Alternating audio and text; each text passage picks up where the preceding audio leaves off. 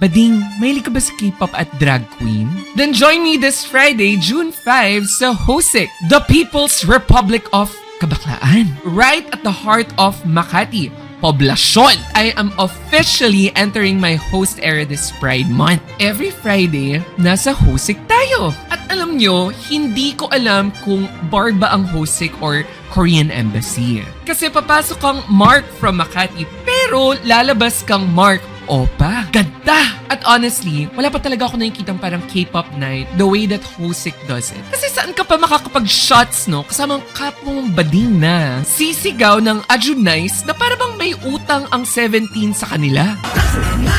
Magpa-forever young by Blackpink kahit man sumasakit na ang likod mo! At magtititi ng twice habang naghahanap ng titi doon! Baby, that's not a bar. That is a foreign policy.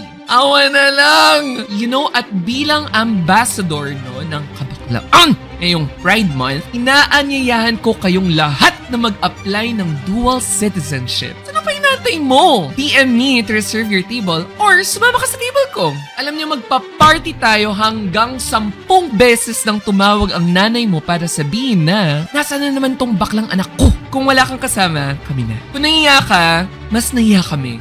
Promise! At kung gusto mo lang makipag-party kasama ang mga kapwa mong bakla this Pride Month, may upuan ka sa table namin. See you in Hosik! Bye!